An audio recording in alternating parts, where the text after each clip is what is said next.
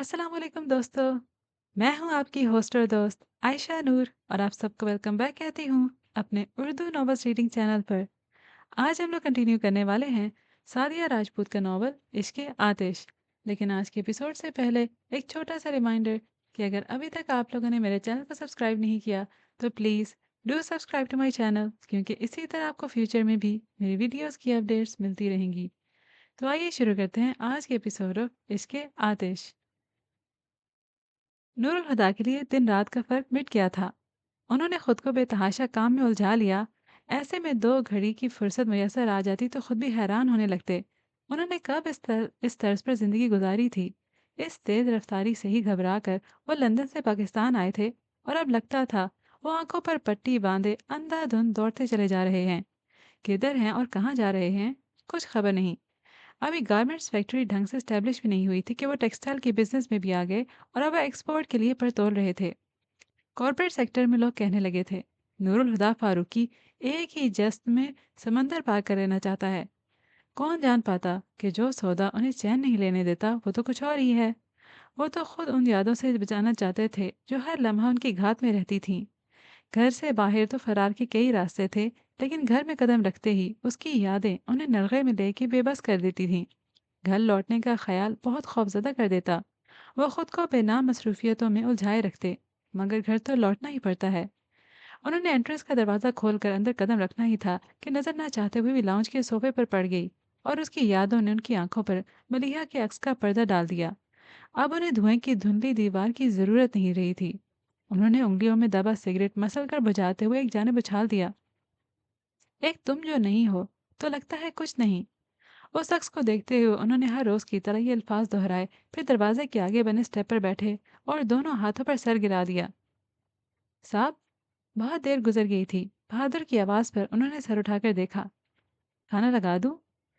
उन्हें बेहोश देखकर बहादुर ने पूछा। वो कहना चाहते थे कि उन्हें भूख नहीं है, फिर ख्याल आया भूख तो सुबह भी नहीं थी, पर उन्होंने नाश्ता किया था। कल रात का खाना भी भूखे बगैर ही खा लिया था, बल्कि मलिया के इंतकाल के बाद से उनकी भूख प्यास मर ही गई थी। अब वो भूख लगने पर नहीं, घड़ी देखकर खाना खाते थे। और सिर्फ भूख ही क्यों, उनका तो हर एहसास मर गया था। बल्कि कभी कभी तो वो महसूस करने लगते कि जैसे वो भी मर गए हैं, मगर वो फिर भी जिए जा रहे थे। खाने का वक्त होता तो खाना खा लेते, रात हो जाती तो आंखें बंद करके बिस्तर पर लेट जाते। नींद आए ना आए क्या फर्क पड़ता है, जिंदगी को खुद पर फर्ज कैसे करते हैं ये तो नूरुल हुदा ने अब जाना था। लगा दो। कुछ तवक्कुफ के बाद उन्होंने यूं सोचकर जवाब दिया था जैसे बहादुर ने कोई मुश्किल सवाल पूछ लिया हो। वो उठकर फ्रेश होने अपने कमरे में चले गए। फ्रेश होकर कपड़े तब्दील करने के बाद वो डाइनिंग रूम में चले आए। बहादुर बड़ी खामोशी से खाना लगा रहा था। क्या बात है बहादुर साहब, आजकल खाना कम खा रहे हैं? वो पहले जैसी बशाशत से बोले। बहादुर ने हाथ रोककर चंबे से उन्हें देखकर कहा, नहीं तो। फिर तुम्हारी आवाज़ क्यों कम निकलती है? मैं तो समझा था तवानाई के इसराफ से परहेज कर रहे हो। तुम्हारे बोलने की रफ्तार से तो मलिहा जैसे कूल माइंडेड लड़की भी गुस्से में आ जाती थी। मलिहा का जिक्र करते हुए भी उनका लहजा सरसरी सा था, लेकिन बहादुर मलिहा का नाम सुनकर ही उदास हो गया था। इसीलिए तो बोलता था साहब, शरारत करता था उनसे। और बीवी साहब भी जानती थी, फिर भी कभी मजाक करने से नहीं रोका। बहुत अच्छी थी वो, मुझे बहुत याद आती हैं। फिर ख्याल आता है, हम तो नौकरजात हैं, कर्नल साहब की तो बेटी थी, वो उन्हें कितना याद करते होंगे। हर वक्त तो बीवी साहब की तस्वीर देखकर रोते रहते हैं। मलिक साहब इतना समझाते हैं, सब्र करने को कहते हैं, पर सब्र भी तो एकदम से नहीं आ जाता। एक तो औलाद थी उनकी, वो भी नहीं रही। उनके दिल पर जो गुजरती होगी वो तो वो ही जाने। अम्मा कहती हैं औलाद का दुख कब्र तक साथ जाता है। अल्लाह उनके हाल पर रहम करे। उसने झुरझुरी ली और कानों को हाथ लगाने लगा। अपने आगे रखे खाने को घूरते नूरुल हुदा के अंदर की बेचैनी को बहादुर ने अनजाने में ही हवा दे दी थी। बहादुर। जी साहब। वो बर्तन रखकर किचन में जा रहा था। नूरुल हुदा ने उसका नाम पुकारा तो पलट आया। बाबा जान ने खाना खाया था? नहीं साहब, वो तो सुबह से दरवाज़ा बंद करके बैठे हैं। दरवाज़ा बजाने पर भी नहीं खोला। खाना क्या खाएंगे?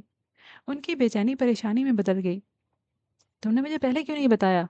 उसे सरदनिश करते नूरुल हुदा फौरन उठ गए, लेकिन बाबा जान के दरवाजे के बाहर खड़े वो दस्तक के लिए हाथ नहीं उठा पाए। पीछे हटते हुए उन्होंने बहादुर को इशारा किया।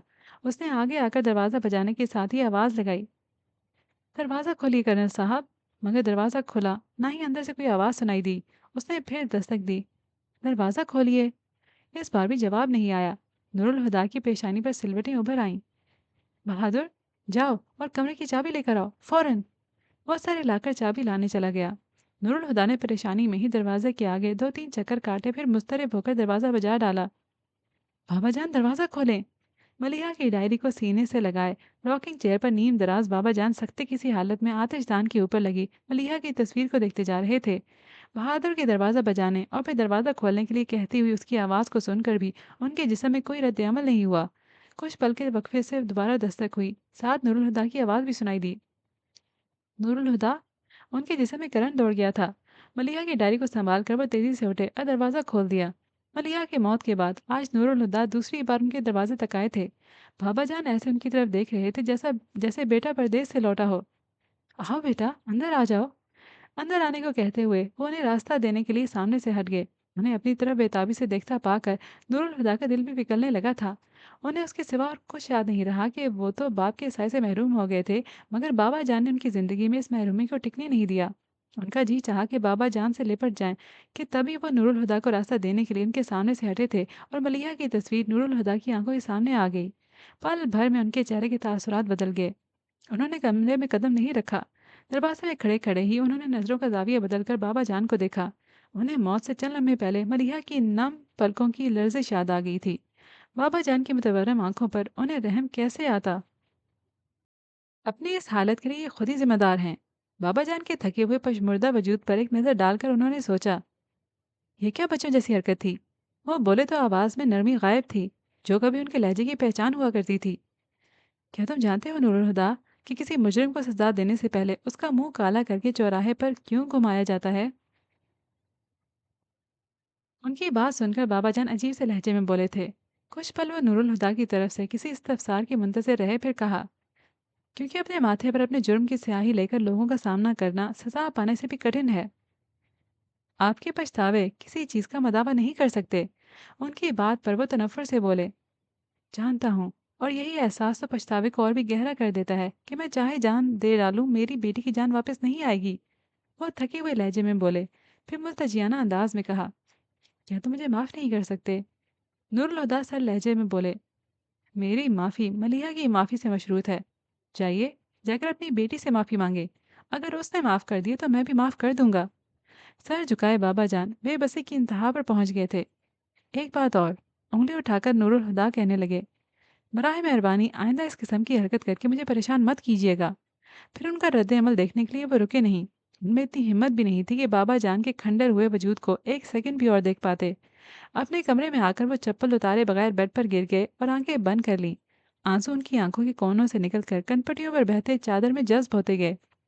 मोहब्बतों का हुस्न उसी सूरत कायम रहता है जब ये हाथ में हाथ डाले एक ही सफ़र पर गामजन हो। लेकिन अगर मोहब्बतें आपस में नबर्द आजमा हो जाएं तो बड़ी तबाही लाती हैं। इन्हीं मार्कों ने मलिया की जिंदगी तबाह की थी और अब नूरुल हुदा के दर पे थी। मोहब्बत का सहर हो या कहर, बच पाना आसान नहीं। मौलवी अब्दुल खालिक उस खानमान बर्बाद के पास से उठ तो आए, मगर दोबारा उसके पास जाने से खुद को रोक न पाए। उन्हें उसमें अजीब सी कशिश महसूस होती थी। उसके लिए उन्हें अपने सीने में बाप जैसा गुदाज महसूस होता था। हालांकि उसका अंदाज हनूज वही था। कभी तो वो मौलवी अब्दुल खालिक को इस तरह नज़रअंदाज करता जैसे उनकी मौजूदगी से यकसर लाइल्म हो। कभी जुनून में चिल्लाने लगता और कभी मगमूम सा जाने क्या बड़बड़ाता रहता। मौलवी साहब ने कभी उसकी किसी कैफियत में दखल नहीं दिया। वह एक सामे की हैसियत से उसके पास आते थे और उसकी बेरब्त बातों को बड़े ध्यान से सुनते, जैसे वो कोई अहम बयान दे रहा हो। और अगर उसका एक भी पॉइंट मिस हो गया तो गड़बड़ हो जाएगी। फिर तन्हाई में बैठकर उसकी बातों को सोचते हुए उलझने लगते। उसके जहन में पड़ी गिरह को खोलने के लिए कोई सिरा हाथ आता दिखाई नहीं देता था, मगर वह सबके साथ बड़े गैर महसूस अंदाज में अपनी तलाश जारी रखे हुए थे। तू फिर आ गया। उसने मौलवी अब्दुल खालिक को देखा तो घूरा। लहजा ऐसा था जैसे कह रहा हो, बड़ा ढीठ है। मौलवी अब्दुल खालिक उसके लहजे को महसूस करके मुस्कुराए। क्या करें, दिल लग गया है तेरे साथ। जब तक दो घड़ी तेरे पास ना बैठ जाऊं चैन ही नहीं पड़ता। साफ लग रहा था वो उसकी झंझलाती शक्ल देखकर महजूज हो रहे हैं। उसने तब का रुख फेर लिया तो मौलवी साहब बदस्तूर मुस्कुराते हुए बोले, बल्कि मुझे तो लगता है तेरा भी दिल लग गया है। कहाँ तो तू सहरा नौरजी को निकला था और अब 4 महीने हो गए हैं, पर यहाँ से हिलने का नाम ही नहीं लेता। मैं दिल लगाकर नहीं, थक कर यहाँ बैठा हूँ। उसके लहजे में दर्द बोलने लगा था। سکون کی تلاش میں ذرا ذرا چھان مارا، مگر وہ تو جیسے کائنات میں ناپید ہو گیا ہے۔ پھر تلاش کا کیا فائدہ جب سکون ڈھونڈنے سے بھی نہیں ملتا؟ جو چیز ڈھونڈنے سے نہ ملے مانگ لینی چاہیے۔ ایک مہرہ جوان کے ہاتھ آیا تو مولوی عبدالخالق نے بساط بچھانے میں دیر نہیں کی۔ کس سے مانگوں؟ اس نے پوچھا، ساتھ ہی ان کے متوقع جواب کو سوچ کر اس کی تیوریاں بھی چڑھ گئیں۔ اللہ سے۔ ان کے لہجے میں سکون تھا، اس کی آنکھیں آگ اگلنے لگیں۔ جو مانگا وہ دیا نہیں، اب اور کیا مانگوں؟ اس نے بفر کر کہا، پھر کرب سے آنکھیں میچ کر سر پیچھے درخت کے تنے سے ٹکا دیا۔ پر میں تو اس پر بھی راضی تھا، کوئی شکایت نہیں کی۔ ہاں، مگر دونوں ہاتھ اٹھا کر سکون مانگا تھا، وہ بھی اپنے لیے نہیں، ان کے لیے۔ پر اس نے کیا کیا؟ اسے تڑپ کر آنکھیں کھولتے ہوئے گردن سینے تک لٹکائی اور سر کو دائیں بائیں جھٹکنے لگا۔ ایسے میں اس کے ناتراشیدہ بال عجیب سے انداز میں اس کے چہرے کو ڈھکے شانوں پر جھولنے لگے تھے۔ اب کبھی کچھ نہیں مانگوں گا، وہ بڑبڑایا، پھر جھٹکے سے سر اٹھا کر آسمان کو دیکھتا ہوا دھاڑنے لگا۔ تو سن رہا ہے؟ نہیں آؤں گا تیرے در پر، تجھ سے کچھ نہیں مانگوں گا، مجھے تجھ سے کچھ چاہیے بھی نہیں، میرا کوئی ناتا نہیں تجھ سے۔ مولوی عبدالخالق کو اس پر ترس آنے لگا تھا۔ وہ جھلیا، حکیم سے تو دشمنی کر لے تو نے، اب تیرے زخم کیسے بھریں گے؟ مگر وہ ان کی طرف سے غافل ہو چکا تھا۔ مولوی صاحب ٹھنڈی سانس لے کر رہ گئے۔ اب چلتا ہوں، اور دیکھ یہ کھانا رکھا ہے، جی کرے تو کھا لینا، پر خبردار جو تو نے اٹھا کر پھینکا، رزق کی بے ادبی ہوتی ہے۔ سائڈ میں رکھی ٹرے کی طرف اشارہ کر کے وہ جس طرح سے بولے تھے، لگ رہا تھا سائی نے کام کئی بار کیا ہے۔ ایک آخری نظر اس کے جھکے سر پر ڈال کر وہ اٹھ گئے، پر دوسرے ہی قدم پر انہوں نے ٹرے کو اٹھا کر پٹکنے کی آواز سنی۔ مولوی عبدالخالق نے پلٹ کر دیکھا، وہ چہرے پر سختی لیے کسی غیر مرئی نقطے کو گھور رہا تھا اور اس کے سامنے ٹرے کھانے سمیت الٹی پڑی تھی۔ انہوں نے بے بسی سے اسے دیکھا، پھر ٹرے سیدھی کر کے وہ جتنا کھانا اٹھا سکتے تھے اٹھا کر ٹرے میں ڈالا۔ اس کے بعد ادھر ادھر لڑکتے برتن سمیٹ کر ٹرے میں رکھے اور ناراضی سے بولے، یہی کام کرنا ہوتا ہے تو کل سے کھانا نہیں لاؤں گا، رہ بھوکا۔ وہ خفا خفا سے اٹھ کر چل پڑے، لیکن اگلے دن وہ اپنے ساتھ کھانا لانا نہیں بھولے تھے۔ ملک کے ایک نامور اور بااثر بزنس مین اقبال یزدانی کی طرف سے پی سی کے لاؤنج میں زبردست ڈنر کا اہتمام کیا گیا تھا، جس میں شرکت کے لیے موصول ہونے والے دعوت ناموں کو شہر کے چوٹی کے بزنس مین اور پولیٹیشینز اپنے لیے اعزاز سمجھ رہے تھے۔ اور کون نہیں جانتا کہ ایلیٹ کلاس کے ڈنرز اور پارٹیز موقع کی مناسب سے نہیں بلکہ موقع کی تلاش میں دی جاتی ہیں۔ نور الہدا کو موقع کی تو نہیں مگر مصروفیت کی تلاش اب اکثر رہا کرتی تھی، اور آج تو وجہ بھی تھی۔ وہ ہمیشہ کی طرح اہتمام سے تیار ہوئے، وقت پر ہی پہنچ گئے، مگر وی آئی پیز کی آمد تو تاخیر سے ہوا کرتی ہے۔ اقبال یزدانی نور الہدا کی ٹیبل پر بیٹھے حسب عادت پھل جڑیاں چھوڑ رہے تھے۔ نور الہدا واقعی ان کی باتوں کو انجوائے کر رہے تھے کہ چیمبر آف کامرس کے صدر کی آمد کا شور اٹھا اور وہ انہیں ویلکم کرنے کے لیے اٹھ گئے۔ ارے، وہ نور الہدا فاروقی ہے نا؟ بھلا یہ یہاں کیا کر رہا ہے؟ نوید اختر کی نظر کریم کلر کے سوٹ میں ملبوس نور الہدا پر پڑی تو ساتھ بیٹھے اقبال یزدانی سے بولے۔ انہوں نے کہا، کمال کرتے ہیں نوید صاحب، ہم نے بلایا ہے تو یہاں نظر آ رہا ہے۔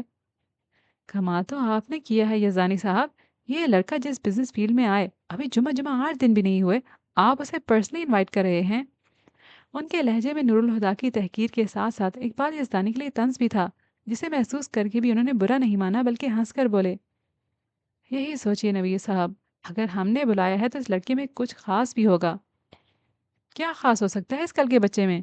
وہ بدستور طنز کر رہے تھے۔ خاصیت کی بات کی آپ نے تو کیا یہ خاصیت کم ہے کہ چیمبر آف کامرس کا صدر اسے اس کے نام سے جانتا ہے؟ وہ اپنی شگفتگی بھرے انداز میں ان کے طنز کا جواب دے کر بولے تھے، اور اس برجستگی پر ایک زوردار قہقہا گونجا تھا۔ ساتھ والے ٹیبل پر بیٹھی لڑکیاں جو بآسانی اس گفتگو سے مستفید ہو رہی تھیں، وہ بھی ان کے جملے پر مسکرانے لگیں۔ اقبال انکل نے تو نور الہدا سے بڑے امپریس لگ رہے ہیں، ایک نے مسکراہٹ روک کر تبصرہ کیا تو دوسری بولی، صرف اقبال انکل ہی کیوں، اقبال انکل کی بیٹی بھی نور الہدا فاروقی سے کافی متاثر ہے، کیوں مریم؟ شرارت سے کہتے ہوئے اس نے ساتھ بیٹھی لڑکی کو ٹہوکا دیا جس کی نظریں مستقل نور الہدا پر جمی تھی۔ اپنی فرینڈس کی بات پر مسکراتے ہوئے اس نے کافی کا گھونٹ بھرا، پھر کپ نیچے رکھ کر دوبارہ نور الہدا کو دیکھنے لگی تو بلو ایوننگ گاؤن میں ملبوس لڑکی مصنوعی فکرمندی سے بولی، کنٹرول یور سیلف مریم، تم کہاں اس زائد خفش کے چکر میں پڑ رہی ہو جو کسی کو بھاؤ ہی نہیں دیتا؟ ویسے بھی سنا ہے میں موصوف لینڈ لارڈ ہیں اور یہ زمیندار قسم کے لوگ ذرا ٹیڑھی کھیر ہوتے ہیں۔ میں بھی یہی سوچ رہی ہوں کہ یہ شخص مجھے اس طرح سے اپنی طرف اٹریکٹ کیوں کر رہا ہے، شاید پاس جاؤں تو کچھ پتہ چلے۔ पुरसोच अंदाज में कहकर वो उठ खड़ी हुई तो उस लड़की ने उसका बाजू पकड़कर रोकते हुए कहा, कहाँ जा रही हो? उसने एक अदा से शानों से जरा नीचे लटकते बेहद स्याह बालों को झटक कर कहा, नूरुल हुदा के पास। फिर चखचल से मुस्कुराहट के साथ अपना बाजू छुड़ाकर उसी हाथ से उसका गाल थपकती हाई हील से खट खट का शोर मचाती नूरुल हुदा के टेबल के पास आकर खड़ी हो गई। फिर बड़े दिल आवेज अंदाज में नूरुल हुदा को मुखातिब करके कहा, good evening mister Farooqui. Noorul Huda अपने साथ बैठे लोगों से बातों में मसरूफ थे। वो चौंक गए। वो स्याह आंखों में शोखी लिए जेर लब मुस्कुराती अपना दायां हाथ बढ़ाए खड़ी थी। नूरुल हुदा ने बैठे बैठे ही उसे गुड इवनिंग कहा और उसका कोमल सा हाथ पल भर को थामकर छोड़ दिया। I am Maryam Yazdani, daughter of Iqbal Yazdani. वो खुद ही अपना तारफ़ करवाने लगी तो नूरुल हुदा ने हल्की सी मुस्कुराहट से कहा, आपसे मिलकर खुशी हुई। मुझे भी खुशी हुई नूरुल हुदा। वो एकदम ही मिस्टर फारूकी से नूरुल हुदा पर आ गई। फिर बेतकल्लफ़ी से कहा, क्या हम कुछ देर बात कर सकते हैं? मेरा ख्याल है हम इस वक्त ही बात बात ही कर रहे हैं। उनकी बात पर वो बेसाख्ता हंस पड़ी। मुझे हाजिर जवाब लोग पसंद हैं। नूरुल हुदा ने उसके डोमिनेटिंग स्टाइल को महसूस तो किया मगर वो उनके मेज़बान की बेटी थी। उसी लिहाज से खुद भी मेज़बान थी और नूरुल हुदा उस वक्त उसके मेहमान। उन्हें मना करना अच्छा नहीं लगा तो उठ के साथ साथ चलते बाहर खुली फ़ज़ा में चले आए। हाँ, तो अपने बारे में कुछ बताइए। चलते हुए वो उनके सामने आकर खड़ी हुई और इस तरह जैसे उन पर अपनी मौजूदगी को जता रही हो, जिसके साथ चलते हुए भी उसे बेनियाज लग रहे थे। नूरुल हुदा उसे देखकर मुस्कुराए। नाम तो आप जानती ही हैं और क्या बताऊं। नाम से ज्यादा कुछ नहीं जानती, इसीलिए जो दिल करता है बता दीजिए। नाम से ज्यादा जानकर आप क्या करेंगी? वो गुरेज़ां हुए। जान पहचान बढ़ाऊंगी। मरियम की बात पर नूरुल हुदा ने उसकी तरफ देखा और अंदाज़ा लगाने उसने साख्तगी में ये बात कही है या वो बेबाकी की हद तक साफ गो है और वो उनकी सोचों से बेनियाज कहती जा रही थी। एनीवे, आप अपने बारे में नहीं बताना चाहते तो ना सही, कम से कम मेरे बारे में तो कुछ पूछ सकते हैं।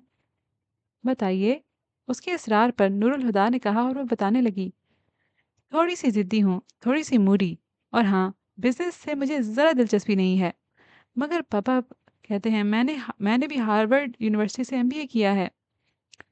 वो बोले जा रही थी और नूरुल हुदा की उसकी बोलने अच्छी तो लगी थी मगर वो उसका मकसद समझकर अंदर ही अंदर होशियार हो गए थे। लंदन की आज़ाद फ़ज़ाओं में रहते हुए उन्हें इस तरह की तेज़ी तरारी का कई बार सामना हो चुका था और वो इस तरह की बोल्ड लड़कियों से जान छुड़ाने में माहिर हो चुके थे। वो कोई फरिश्ता सिर्फ इंसान नहीं थे। हाँ, मगर इतना ज़रूर था कि वो इस तरह की फसूलियात से हमेशा बचते ही रहे थे। वजह सिर्फ इतनी थी, कोई उनके दिल तक पहुंच नहीं पाई, और जो पहुंची उसने मोहब्बत को उनके लिए इस तरह इबादत कर दिया था कि नूरुल हुदा उसे पाने की ख्वाहिश भी ना कर सके। आपसे बात करके अच्छा लगा, लेकिन आप इजाज़त दीजिए, मुझे जाना होगा। नूरुल हुदा ने उससे पीछा छुड़ाना चाहा। उधर वो समझ कर भी हैरान होकर बोली, एक्सक्यूज़ मी, आपको यहाँ डिनर पर बुलाया गया है और आप डिनर किए बगैर जाना चाहते हैं? मजबूरी है, मुझे एक बेहद ज़रूरी काम से जाना है। रवानी से झूठ बोलते हुए उन्हें वो लड़की याद आ गई जिसके लिए उन्हें उन्होंने झूठ बोलना सीखा था, और उनके चेहरे पर यासियत उभर आई जिसे महसूस करके मरियम ने रुकने पर इसरार तो नहीं किया मगर अगली मुलाकात तय करने से खुद को रोक नहीं पाई। 10 दिन बाद न्यू ईयर नाइट है, तो हम न्यू ईयर नाइट में मिल रहे हैं। डन, कहकर उसने वादा लेने के लिए अपना दायां हाथ उनकी तरफ बढ़ाया। नूरुल हुदा ने उसे देखा, फिर उसका हाथ थाम कर बोले, बाय। फिर फौरन ही उसका हाथ छोड़कर पलटे और अंदर जाकर किसी को अपने जाने की इत्तला दिए बगैर वो पार्किंग की तरफ बढ़ते चले गए। मरियम हैरत से आंखें फाड़े उन्हें जाते हुए देख रही थी। उसे यकीन ही नहीं आया कि वो इतने आराम से उसकी इंसल्ट करके जा चुके हैं। फिर एकदम ही उसे नूरुल हुदा पर गुस्सा आया और पैर पटक कर अंदर चली गई। सर्द और तारीख रात उस वीराने में उतर चुकी थी। स्याह रंग आसमान पर न चांद चमक रहा था न तारे टिमटिमा रहे थे। फिर चांद तारों को देखने के लिए वहां था भी कौन। हलकत सो चुकी थी और जो जाग रहा था वो बंद आंखों के पीछे जहान आबाद किए दुनिया और माफिया से बेखबर बैठा था कि जीप की इंजन की आवाज़ उस सन्नाटे में गुर्राहट की तरह उभरी थी। फिर लम्हा लम्हा करीब आती आवाज़ तेज होती गई। फिर यूं लगा जैसे पल भर को जीप रुकी हो, मगर उसका इंजन अब भी गुर्रा रहा था। दरवाज़ा खोलकर कोई उतरा, फिर चंद सेकंड बाद ही दौड़ता हुआ वापस जीप में बैठ गया। दरवाज़ा बंद होने की आवाज़ के साथ जीप हवा के साथ उड़ती दूर निकल गई, मगर साईं के इस्तगराक में कोई फर्क नहीं आया। फिर एक बारीक सी आवाज़ सुनाई दी, इतनी बारीक कि अगर सन्नाटा इतना दबीज ना होता तो शायद सुनाई न देती। पल भर को वो आवाज़ मादूम हो गई, मगर कुछ सेकंड बाद दोबारा सुनाई देने लगी और फिर चुप हो गई। اس کے بعد دوبارہ ابھری اور مستقل آنے لگی۔ ساحل نے پٹ سے آنکھیں کھول کر دیکھا اور سر گھما کر ادھر ادھر دیکھنے لگا، لیکن اس اندھیرے میں بھلا کیا نظر آتا؟ آخر آواز کی سمت کا تعین کر کے وہ اٹھا اور ایک طرف کو چلنے لگا۔ اب آواز صاف اور واضح سنائی دے رہی تھی۔ وہ چلتا ہوا اس جگہ پہنچا جہاں خود رو جھاڑیوں کا ایک جھنڈ سا تھا۔ اندھیرے میں آنکھیں پھاڑ پھاڑ کر دیکھتے ہوئے اس نے جھاڑیوں کے گرد چکر کاٹا، مگر آواز کا ماخذ دکھائی نہیں دیا تو وہ جھاڑیوں سے آگے کی طرف چلنے لگا۔ کچھ قدم آگے جا کر لگا کہ اب آواز پیچھے سے آ رہی ہے۔ وہ واپس جھاڑیوں کے پاس آ گیا اور پیروں پر بیٹھتے ہاتھ سے ٹٹول کر آواز کو تلاش کرنے لگا۔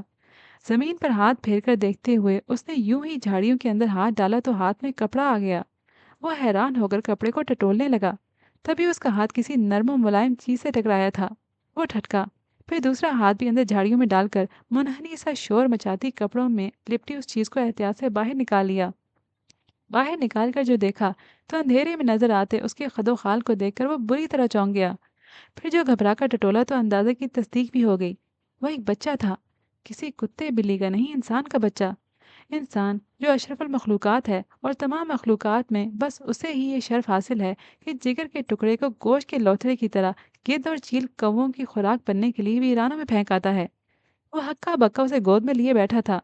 سید دماغ ماں نے 9 ماہ پیٹ میں رکھ کر جنم دینے کے بعد اسے مرنے کے لیے کانٹوں کے مقبرے میں لا بٹھا تھا، مگر اس پاگل میں اتنی ہمت نہیں تھی کہ اس کومل وجود کو کھردری زمین پر لٹا دے، اسے سینے سے چمٹائے۔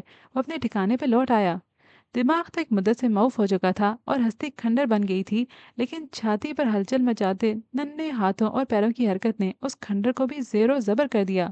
اسے سر کو جھکا کر اندھیرے کی نکاہت اوڑے اس معصوم چہرے کو دیکھا جس کا رونا اب اسے بے چین کر رہا تھا۔ یہ اتنا کیوں رو رہا ہے؟ ایک عرصے سے بند پڑی دماغ کی مشین کے کل پرزوں پر سے گرد جھاڑ کر اس نے انہیں کام پر لگا دیا۔ کہیں سے ٹھنڈ تو نہیں لگ رہی؟ سردی بھی تو کتنی زیادہ ہے۔ طویل مدت سے بے حسی میں جیتے ہوئے اچانک ہی اس کے احساسات بیدار ہو گئے اور وہ ہوا میں پھیلی خنکی کو محسوس کرنے کے بعد، جس سے وہ کچھ دیر پہلے تک بے خبر تھا، اس نے اس ہلکے سے تولیے کو بچے کے گرد اور بھی کسا جس میں وہ لپٹا ہوا تھا، پر اسے وہ ناکافی محسوس ہوا تو اپنی شرٹ اتار کر اچھی طرح اس کے گرد پھیلانے لگا، جس کی حالت اتنی خستہ ہو چکی تھی کہ اتارنے کے لیے بٹن کھولنے کی ضرورت نہیں پڑی۔ پھر اسے باہوں میں سمیٹ کر سینے میں چھپاتے ہوئے اس نے اپنے گھٹنوں کو موڑ کر اس طرح خود کو گٹھڑی بنا لیا کہ محسوس بھی نہیں ہو رہا تھا کہ اس کی گود میں بچہ ہے۔ اس حالت میں سے کوئی دیکھتا تو یہی سمجھتا کہ سردی کی شدت کو کم کرنے کے لیے خود میں سمٹ کر بیٹھا ہے۔ سردی بہت زیادہ سہی، پر اس کا خیال تھا کہ اس کے جسم کی گرمی سے بچے کو راحت تو مل جائے گی کہ رونا بند کر دے گا، مگر وہ روتا ہی رہا۔ ہو سکتا ہے اسے بھوک لگ رہی ہو، وہ دیکھ نہیں پا رہا تھا، مگر چند منٹ یا شاید گھنٹہ بھر پہلے پیدا ہونے والا بچے کی جسم پر چپچپاہٹ کو محسوس کر کے اندازہ لگا چکا تھا کہ پیدائش کے بعد اسے غسل نہیں دیا گیا تھا۔ جس ماں نے ایک لوٹا پانی بہانے کی زحمت نہیں کی، اس نے کہاں بچے کے حلق میں دودھ اتارا ہوگا؟ اسے سوچتے ہوئے اپنے خیال کی تائید کی۔ اسے بھوک ہی لگی ہے، وہ پریشان ہو گیا، لیکن اس کے لیے دودھ کہاں سے لاؤں؟ دماغ کی مشین تو اب چل ہی پڑی تھی، اسے ایک راستہ بھی سوجھ گیا۔ مولوی عبدالخالق موٹی سی رضائی اوڑے آرام سے سو رہے تھے کہ کسی نے زور سے ان کے گھر کا دروازہ دھڑدھڑایا۔ میٹھی نیند سے جاگنے میں کچھ وقت لگ گیا تھا۔ اتنی رات کو کون آیا ہے؟ وہ لانی جی بھی جاگ گئی تھی، بستر پر اٹھ کر بیٹھتے ہوئے بولی، جا کر دیکھتا ہوں۔ چارپائی پر بیٹھے انہوں نے چپل پیر میں اڑستے ہوئے کہا، پھر لالٹین اٹھا کر کمرے کا دروازہ کھولتے صحن میں نکل آئے۔ ہاں بھائی، آ رہا ہوں، انہوں نے اونچی آواز میں بول کر تواتر سے دروازے پیٹنے والے کو اپنی آمد کی اطلاع کی، جس کا کوئی نوٹس نہیں لیا گیا، اور دروازہ اس وقت تک بجتا رہا جب تک کہ انہوں نے کھول نہیں دیا۔ اوہ تو ہے؟ لالٹین کی روشنی میں آنے والے کا چہرہ دیکھ کر وہ حیرت سے بولے، پھر اس کا بازو پکڑ کر اسے اندر کرتے ہوئے بولے، چل اندر آ جا۔ وہ دروازے کے کنڈے میں زنجیر اٹکا کر پلٹے تو وہ ان کے پیچھے کھڑا تھا۔ وہ جھلیا، ادھر کیوں کھڑا ہے؟ کمرے میں آ جا، بڑی ٹھنڈ ہے۔ پھر اسے ساتھ لیے کمرے میں چلے آئے، جس کا اوپری دھڑ برہنہ تھا اور ایک پوٹلی سے اس نے بازو میں چھپا رکھی تھی۔ کمرے میں آ کر اس نے اپنے بازو ڈھیلے کیے تو بچے کی جھلک دے کر چارپائی کے سرہانے دوپٹہ اٹھا کر عورتی ملانی جی کے ہاتھ رکے۔ یہ کس کا بچہ اٹھا لایا ہے؟ انسان کا، اس نے متانے سے اطلاع دی۔ پر تجھے کہاں سے مل گیا؟ مولوی صاحب کی حالت دی ملانی جی سے مختلف نہیں تھی۔ جھاڑیوں میں سے۔ سبحان اللہ، مولوی صاحب ایسے لہجے میں بولے جیسے یقین نہ آیا ہو۔ اسے بھوک لگی ہے، وہ उनकी कैफियतों की परवाह किए बगैर बच्चे की तरफ इशारा करके बोला, जो भूख से कतरे निढाल हो चुका था कि अब रो भी नहीं पा रहा था। मौलवी साहब अभी परेशान थे, मगर बच्चे की भूख का सोच कर बोले, हाजरा उठ, दूध लेकर आ। पर मौलवी साहब, इससे ये तो पूछ लेंगे किसका बच्चा उठा लाया है। वो भी पता चल जाएगा तो दूध तो ले आ। पर वो उठी नहीं। उनकी नज़र बच्चे पर जमी थी, जिसे गोद में लिए साईं चारपाई पर बैठ गया था। इसका तो अभी गुस्ल भी नहीं हुआ। मुलानी जी की बात पर मौलवी अब्दुल खालिक का ध्यान बच्चे की हालत पर गया और मामले की तह तक पहुंच गए। फिर जब वो बोले तो उनके लहजे में कुछ देर पहले वाला हिजान नहीं था। फिर पहले इसके गुस्ल का इंतजाम कर, फिर इसकी भूख का बंदोबस्त करते हैं। अपनी बात कहकर वो कमरे से बाहर निकल आए और बावर्ची खाने से भिगोना उठाकर सहन में लगे हैंड पंप के नीचे रखा और हैंड पंप चलाकर देगचा पानी से भरने के बाद उठाकर बावर्ची खाने में चले आए, जहाँ मुल्लानी जी मिट्टी के चूल्हे में आग जला रही थी। भिगोना चूल्हे पर रखकर वो फिर सहन में आ गए और बाल्टी में हैंड पंप से पानी भरने लगे। बाल्टी भर गई तो उन्होंने हैंड पंप चलाना बंद कर दिया और बावर्ची खाने में आकर बैठ गए। फिर चूल्हे पर रखा पानी गर्म हो चुका तो कपड़े से पकड़कर भिगोना उठाया। वो सहन में आ गए और देगचे का गर्म पानी बाल्टी के ठंडे पानी से मिक्स करके नीम गर्म पानी तैयार करने लगे। उधर मुलानी जी चूल्हा बुझाकर कमरे में आ गई। ला, बच्चे को नहला दूं। वो बच्चे की तरफ हाथ बढ़ाकर बोली। साई ने उन्हें देखा, फिर बच्चा उनके बजाय गोद में लेकर बाहर आ गए। हैंड पंप के पास ही कपड़े और बर्तन धोने के लिए जगह मखसूस थी। वहां रखी चौकी पर आ बैठा और बच्चे को रान पर लिटाकर रगड़ रगड़ के ठंडे पानी से हाथ धोने लगा। मुल्लानी जी आ गई। वो बच्चा उन्हें नहीं देगा, इसीलिए उन्होंने दोबारा से बच्चा नहीं मांगा और चौकी उठाकर उसके पास आ बैठी, जो अब बच्चे के गिर्द लिपटे कपड़े हटा रहा था। फिर उसने दोनों पांव जोड़कर बच्चे को पैरों पर बिठा लिया। मुलानी जी बाल्टी में से पानी के मग भर भर कर बच्चे पर उंडेलने लगी और वह एक हाथ से बच्चे को और दूसरे हाथ से उसके जिस्म को नरमी से साफ करने लगा। बच्चा ठंड और पानी से परेशान होकर रोने लगा। वो दोनों पूरे इत्मीनान से उसे गुस्ल देते रहे। जब वो पाक हो चुका तो मौलवी साहब ने एक तौलिया साईं के हाथों में पकड़ाया, जिसमें बच्चे को लपेटकर वो कमरे में आ गया। मुल्लानी जी और मौलवी साहब कमरे में आए तो वो बच्चे को तौलिया समेत चारपाई पर लिटाया उसके जिस्म को खुश कर रहा था। अब इसके लिए कपड़े कहाँ से लाऊं? मुल्लानी जी बोली तो मौलवी अब्दुल खालिक ने कहा, सूरज तो निकलने दे, उसका इंतजाम भी हो जाएगा। फिर ऐसा करती हूँ, गर्म चादर निकाल लेती हूँ, अभी उसमें लपेट लेते हैं। बोलती हुई वो संदूक से गर्म चादर निकालने लगी। फिर जब बच्चे को गर्म चादर में लपेट चुके तो मौलवी साहब साईं से बोले, ला, बच्चा मुझे दे दे। उसने कुछ कहा तो नहीं, मगर बच्चे को सीने में भींच लिया। मौलवी अब्दुल खालिक मुतबस्सम लहजे में बोले, इसके कान में अजान देनी है, या फिर तू अजान दे दे। उसने उनकी बात सुनी और फिर भी बच्चा उन्हें दे दिया। मुल्लानी जी दूध गर्म करने चली गईं और मौलवी साहब बच्चे के कान में ज़ाते किबरियाई बयान करते हुए अजान के अल्फाज उसकी समातों में उंडेलने लगे। अजान की अदायगी के बाद बच्चा उसकी गोद में डाला तो उसकी बेचैनी को महसूस करके मुस्कुराने लगे। मौलानी जी दूध गर्म कर लाई थी। उन्होंने बच्चे को दूध पिलाने की पेशकश नहीं की, बल्कि एक छोटे टेबल पर दूध का प्याला उसके सामने रखा। उसे तो बच्चे को चमचे से दूध पिलाना मुश्किल लग रहा था, वो और भी रोने लगा। आखिर कई बार की नाकाम कोशिशों के बाद बच्चे के हल्क में दूध के चंद कतरे चले ही गए। पता नहीं फिर उसका पेट भरा कि नहीं, मगर दूध ज्यादा गिरा कर और थोड़ा सा पीकर वो कुछ देर बाद सो गया था। वह सोए हुए बच्चे को गोद में लेकर बैठा रहा। फिर जब लगा कि वो गहरी नींद में चला गया है तो बहुत आहिस्तगी से उसे बिस्तर पर लिटाकर उठ गया। शर्ट वो पहले ही पहन चुका था। फिर किसी तरफ देखे बगैर चलता हुआ घर से चला गया। मौलवी साहब दरवाज़ा बंद करके अंदर आए तो मुल्लानी जी बिस्तर पर बच्चे के पास बैठी धीरे धीरे उसे थपक रही थी। मौलवी साहब दूसरी तरफ से चारपाई पर बैठकर बच्चे को देखने लगे, जो बड़े मासूम अंदाज में सो रहा था। मैं तो परेशान हो गई हूँ मौलवी साहब, पता नहीं किसका बच्चा है और उसे कहाँ से मिल गया। बता तो रहा था कि झाड़ियों से मिला है। वो चप्पल उतार कर पाँव ऊपर उठाकर आराम से बैठे और रजाई अपने ऊपर फैलाते हुए लापरवाही से बोले। मुलानी जी को उनका अंदाज जरा न भाया। झाड़ियों से मिला है? उन्होंने मुंह बनाया। भला बच्चे झाड़ियों में उगा करते हैं? ऐसा होता ना मौलवी साहब, तो दुनिया में कोई भी बेऔलाद न रहता। मैं आप झाड़ियों से दो चार बच्चे उठा लाती। इस पागल ने एक बात क्या कह दी, आप तो ईमान ले आए। तुम अब भी उसे पागल कह रही हो? उनका इशारा कुछ देर पहले के उसके रवैये की तरफ था। वो लानी जी भी एक पल को खामोश हो गई, फिर आजी से बोली, मैं तो वही कह रही हूँ जो नजर आता है। फिर उसकी बात पर वाकई दिल नहीं ठहरता। कोई भला क्यों अपना बच्चा झाड़ियों में फेंकेगा? चलें, लड़की होती तभी मान लेते कि 1400 साल पहले की जहालत अभी भी खत्म नहीं हुई, मगर ये तो लड़का है। تو بہت بھولی ہے حاجرہ، اور میں کوئی برا قیاس کرنا نہیں چاہتا، پر اتنا سمجھ لے، جس عورت نے بچہ گود سے نکال پھینکا وہ اس پر دعویٰ نہیں کرے گی، کر سکتی ہی نہیں، اور جو دعویٰ کرتی ہو وہ اپنا بچہ خود سے جدا نہیں کرے گی۔ اب اور کیا کہوں؟ تو یہ بات ذہن سے نکال دے کہ اس کی ماں دکھ میں ہوگی، اس نے کسی سکھ کی خاطر ہی اپنی اولاد خود سے دور کی ہوگی، اور بس اب اس بارے میں کوئی بات نہ کرنا کہ بات سچی ہوئی تو غیبت ہے، جھوٹ ہوئی تو بہتان، اور گناہ دونوں صورتوں میں ہے۔ خود کو سمجھا لے کہ اس کا رزق اس گھر میں لکھا تھا اور یہ اپنا حصہ لینے آیا ہے۔ اللہ کے کام حکمت سے خالی نہیں ہوتے، اسے یہاں بھیجا ہے تو اس میں بھی کوئی مصلحت پوشیدہ ہوگی، اس کی کھیل وہی جانے۔ تہجد کا وقت ہو چکا تھا۔ اپنی بات ختم کر کے مولوی عبدالخالق وضو کے لیے اٹھ کھڑے ہوئے۔ مسجد سے نکل کر مولوی عبدالخالق تسبیح کے دانے گراتے گھر کی طرف جا رہے تھے۔ ملانی جی کو جو دروازے میں کھڑے دیکھا تو ٹھٹک کر رک گئے۔ انہیں یاد نہیں آیا کہ 25 سالہ ازدواجی زندگی میں کبھی ملانی جی نے دروازے پہ کھڑے ہو کر ان کا انتظار کیا ہو۔ حیران ہوتے وہ ان کے پاس چلے آئے اور ان کی الجھن بھرے چہرے پر نظر ڈال کر پوچھا، کیا بات ہے؟ وہ آیا ہوا ہے۔ ملانی جی پریشانی سے گویا ہوئی۔ کون؟ بولتے ہوئے مولوی صاحب نے ان کے اوپر سے اندر گھر میں نظر ڈالی، پھر انہیں سائڈ میں کر کے گھر کے اندر داخل ہوئے۔ خالی سین کو دیکھتے ہوئے بیٹھک میں آ گئے۔ بچہ جاگ چکا تھا اور سائیں اسے گود میں لیے چارپائی پر بیٹھا تھا۔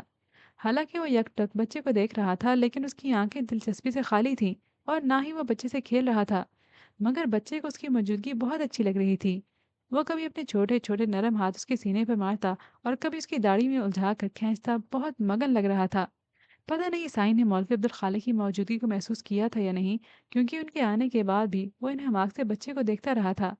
اس پر سے نظر ہٹا کر مولوی عبدالخالق پیچھے کھڑی ملانی سے بولے، دکان کھولنے کا وقت ہو گیا ہے۔ میں دکان کھولتا ہوں، تم ناشتہ بنا لو، لیکن آج ناشتہ 3 لوگوں کا بنانا ہے۔ وہ یوں بول رہے تھے جیسے روٹین کی بات ہو، اور پھر جا کر دکان کا دروازہ کھولنے لگے۔ ملانی جی 2 کے بعد تیسرا پراٹھا بیل رہی تھی کہ انہوں نے سائی کو کمرے سے نکل کر باہر جاتے دیکھا، اور وہ جھنجھلاتے ہوئے پراٹھا لپیٹنے لگی۔ جنگل میں لگی آگ کی طرح گاؤں میں یہ خبر پھیل گئی کہ سائیں کسی کا بچہ اٹھا لایا ہے۔ جواب مولوی صاحب کے گھر میں پل رہا ہے۔ اس کے ساتھ ہی چہ مگویاں ہونے لگیں۔ مولوی صاحب کا بہت احترام تھا، مگر بات ہی ایسی تھی کہ اسی شام کی بیٹھک میں یہ ذکر چل نکلا۔ ایک بات سنی ہے مولوی صاحب، پتہ نہیں سچی ہے کہ جھوٹی، پر سارے پنڈ میں شور مچا ہے کہ سائیں کسی کا بچہ اٹھا لایا ہے۔ جھوٹ سنا ہے۔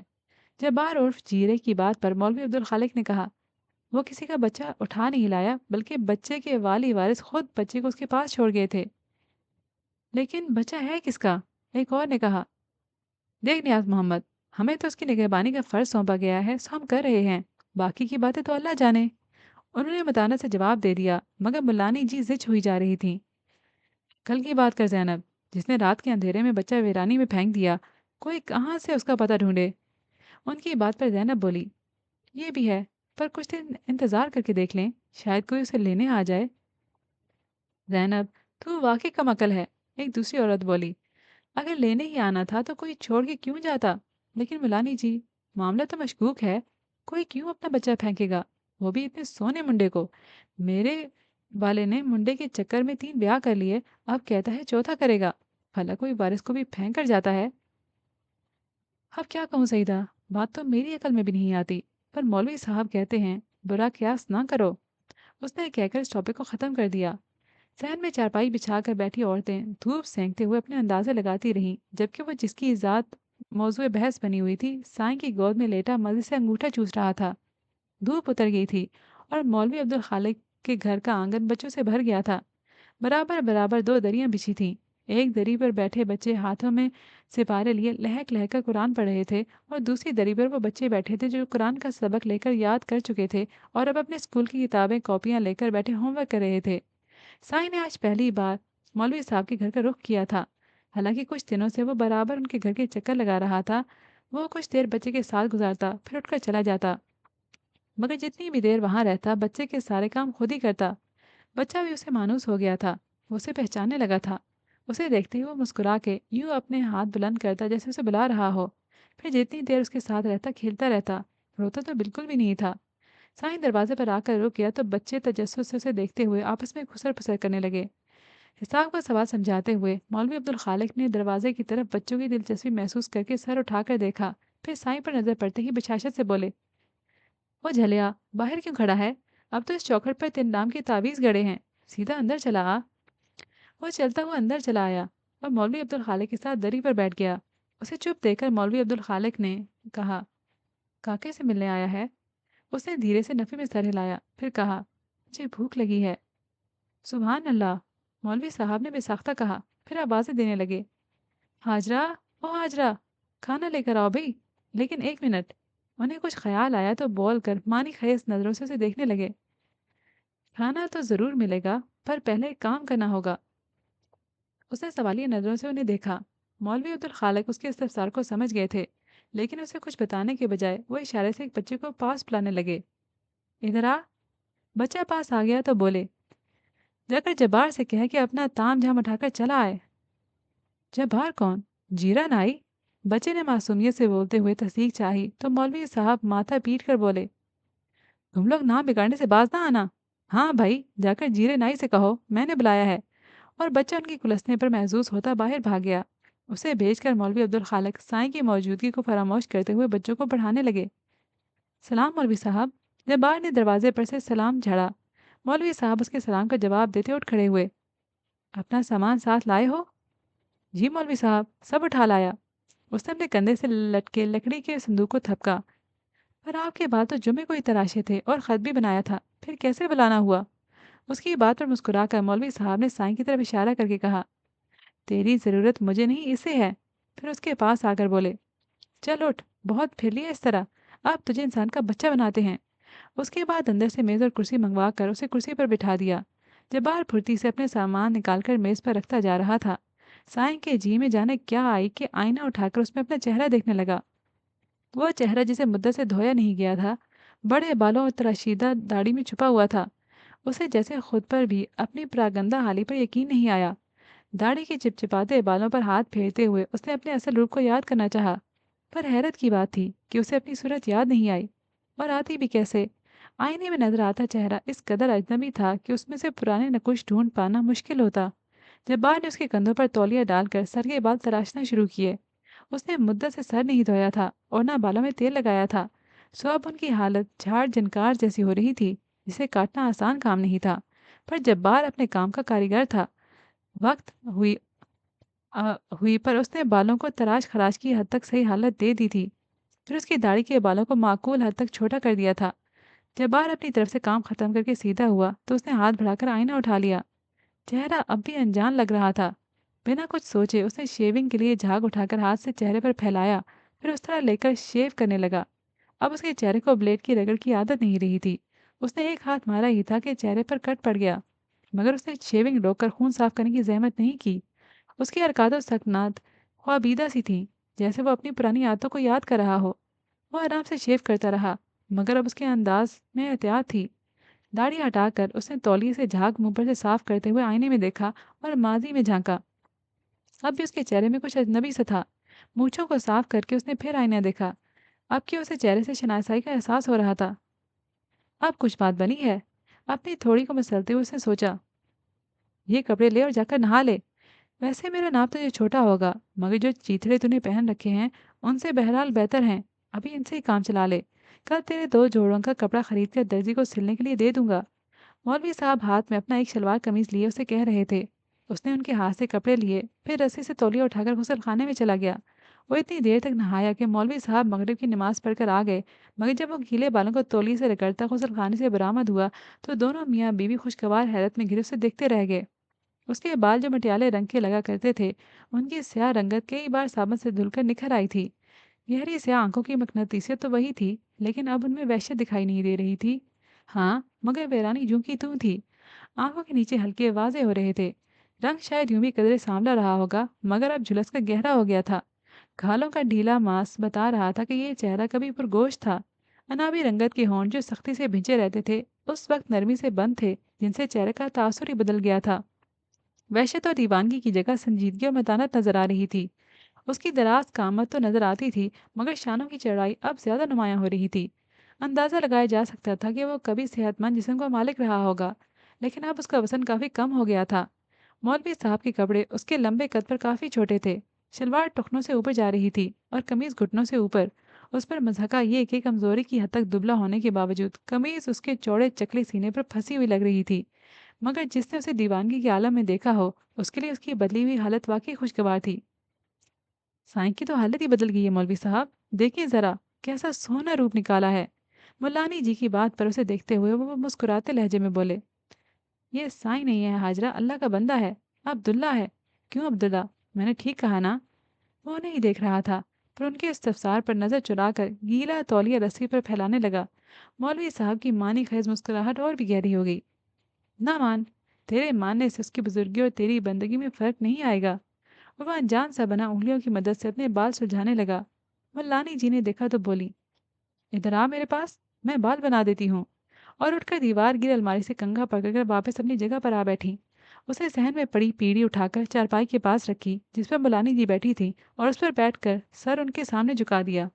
मौलवी साहब की मुस्कुराती नजरें उस पर टिकी थीं, जो निगाहें नीचे किए किसी भी तरफ देखने से गुरेज कर रहा था, जबकि मुलानी जी उसके बाल बनाते हुए बोलती जा रही थी, देने वाले ने कितनी प्यारी सूरत दी है, पर तू है कि ख्वामखा बिगाड़ रखी थी। अब ना वो हालत बनाना।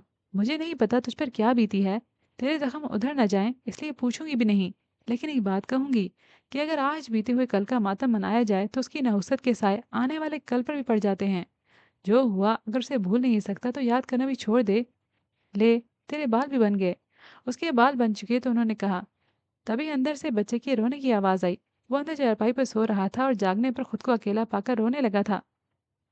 काका जाग गया है, मैं ज़रा उसे देख लूं। खुद कलामी करती वो उठने लगी तो उसने उनके घुटने पर हाथ रखकर रोकते हुए कहा, आप रहने दीजिए, मैं देखता हूँ। हुलिया क्या संवरा, उसका तो बात करने का अंदाज भी संवर गया था।